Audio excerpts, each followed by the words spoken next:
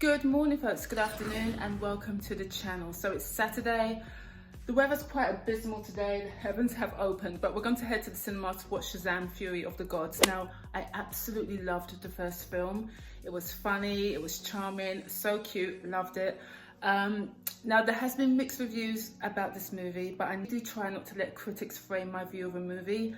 But I'm going to go with measured expectations anyway, considering it's a sequel and sequels never, there's always a trend of a sequel. Anyway guys, I'm going to do a reaction straight from the cinema. Hopefully you'll join me. And we've been bombarded with movie news. I've had to do a catch up because I work during the week and I'm always so damn busy. But anyway, hopefully you guys will join me for my reaction straight out of the cinema and further discussion on movie news, TV, streaming and all that good stuff. Catch you on the other side. Popcorn movie for kids. No way as good as the first one. So I've just come back from watching Shazam, Fury of the Gods. So please comment below if you've watched this film. I'd like to gauge your impressions of this movie. Please be candid and I'll see you down in the comment section. But I want to give a quick fire review of this film. Now I hate to malign a movie, so hopefully I won't come across overly disparaging, but I'm going to be very candid. Now Shazam is very much a generic popcorn family movie. It in no way lives up to its predecessor. It lacks in charm, humor and intrigue. Now I went in with very measured expectations and I always try to avoid from reviews or critics framing my view of a movie, but I think in this regard, after the fact, they were quite apt. You're either going to like this film or leave the cinema feeling very inscrutable, and I was one of the latter. Now what I felt really hindered this movie was that at its central core, it just took the whole Shazam mythology too seriously. And in terms of its villains, now I love Helen Mirren, Lucy Liu, and I'm very much intrigued by Rachel Zegler. They play the Atlas sisters.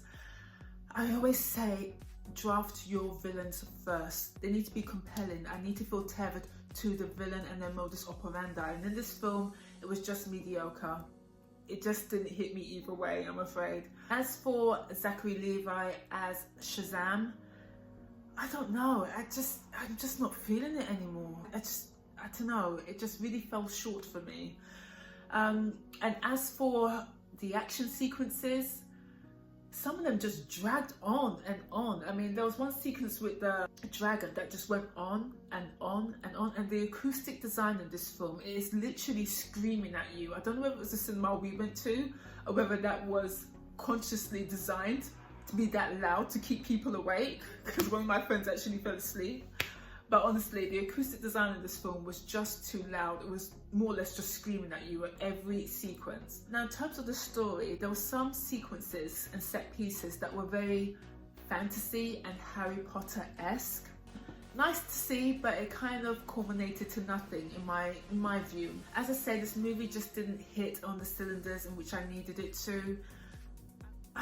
Gosh, it was just very mediocre for me. And as I say, I went in with very measured expectations and it didn't even really live up to those expectations. There were some cute parts here and there, and I would say I'm very much intrigued by Rachel Zegler. Now she played Maria in Steven Spielberg's remake of West Side Story. She has a very regal gravitas to her, so I'm very much intrigued to see what role she's going to play in future. I know that she's set to play Snow White in the live action remake, but I want to see what else is in the pipeline for this particular actress.